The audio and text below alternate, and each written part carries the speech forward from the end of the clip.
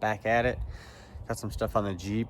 As many of you know, I do have a video of the Undercover Fab ultra high clearance skid plate.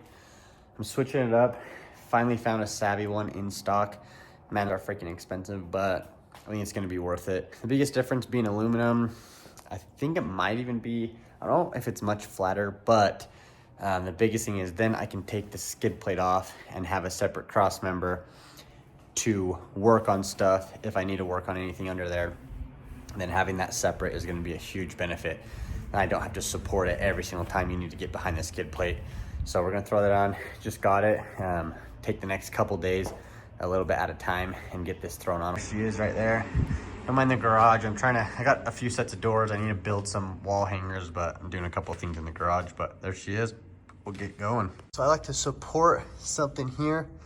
I'm gonna need to use my floor jack to support this coming down because I'm doing it by myself. So I'm just gonna support that here. Not super ideal to put a bunch of weight right here. So we'll just get this off and then I'll run the floor jack after and re-support it. But that's the way I'm doing it. I have some leaks here. I can't tell if it's coming from behind here or through this speedo gear. So we'll take a look at that too while we've got everything out. But next, I'm gonna take these off, 4 of those, pull that, and then each of these, and then this skid plate will come down and we'll start putting the cross member up. First off, you can see that's there and that's there. It did definitely fall, so that's all right. But I did want to document this nutsert right here was spinning freely. So it was just spinning. I'm not sure really what we need to do about that. We might just tack weld it so that it stays, but how I got off, I undid all the other bolts, loosened it, created a bind with the weight of the skid plate, and luckily mine came off. I've heard those can be a nightmare, but I didn't have to cut anything. All the bolts are good. But we'll just figure out what to do about that. All right, sorry, I should take this off. So this is under there like this. These poke at the bottom. So then what you're gonna do, unbolt this. You don't need to take these bolts out. You only need to take these bolts out. I think it's a 15. Just take those out, and then the kit should come with a new exhaust hanger that you bolt on to the side of this. But mine's missing it, so I'm trying to reach out to them to see if I can get one. In the meantime, I'm gonna have to take this, I'm sure, and cut it up and make it work. It's frustrating, but what do you do? But yeah, everything taken off. I did get a hold of Gerald at Savvy. He's gonna send me a new exhaust hanger. I guess they're on back order. But I got all these cleaned off with just some contact cleaner, get any residue or anything off. And then what we're gonna do is I'm gonna hit them all with self-etching primer because all these are steel, I don't want them to rust. And then I'm just gonna hit them with black satin paint, same stuff I paint the frame with, so it all matches pretty good. But we'll hit them with primer and then go from there. All right, we are currently taking advantage of the unfinished basement before paint and floors and using it as a paint booth. Again, I would never do this if it was actually stuff that needed to be dust free and all of that. Just a lot warmer in here than it is outside. I got all the parts cleaned off with just a contact cleaner. I let them dry overnight, and then I brought everything inside so that it could get up to room temperature.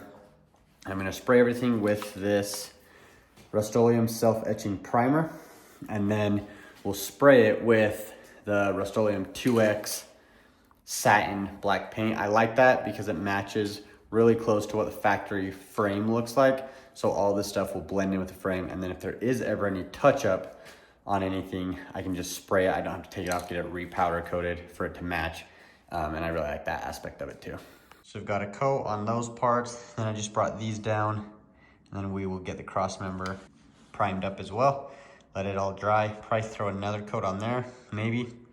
And then once it all flashes, we'll spray the black. Got the primer all sprayed. I rotated some of these around. Got those all good. This coat will dry. This that we sprayed first will all be good to go. These, once it dries, flip them, get those bottom pieces, and then we'll be good to spray the black. Down, looking pretty good. Right, I'll lay a couple more.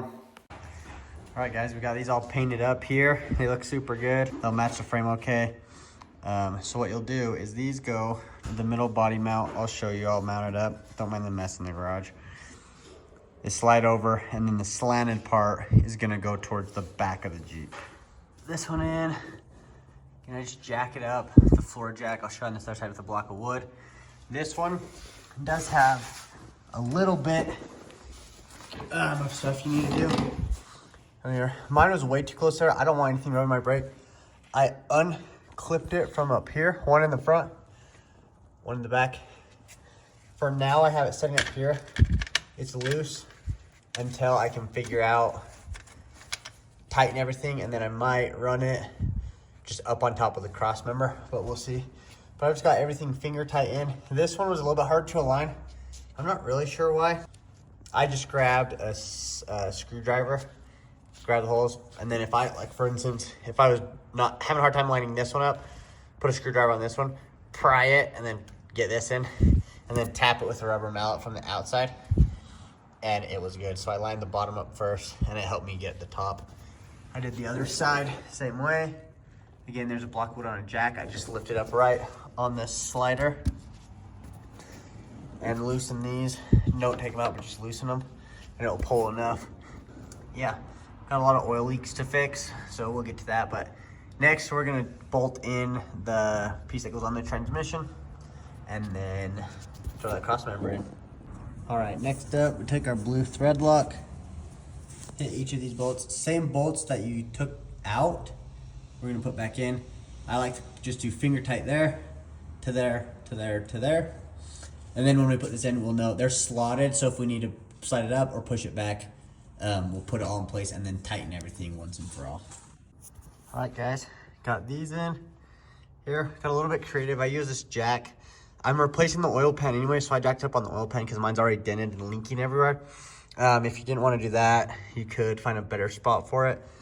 But anyways, I lowered it down until these lined up. I was a little bit off, so I just got a ratchet strap. Again, it didn't take much. I would never pry that hard on this. It didn't take much. I just wrapped it around the frame, pulled like barely to where it actually started pulling, and it came over super easy. And then I was able to line up the holes with the holes in the mount. So everything is just finger tight right now. Mine did not come with the exhaust hanger. I reached out to Savvy. They have one. They're being built, and they still got to send it. So right now I have everything in place, finger tight. And then we'll just make sure that everything lines up good. Once it all lines up good, we will torque it all down.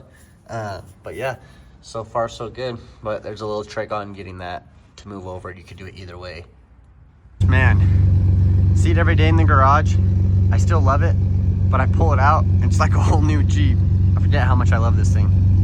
The exhaust is super loud. But we got this in there. Super excited. But these, one of these is twisting.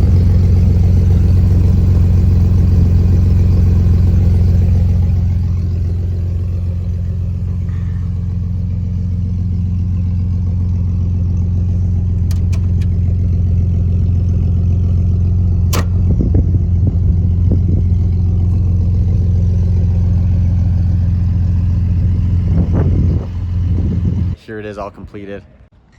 You'll notice super hard to see the skid plate. That's the point. Check it out. It is awesome. Super flat.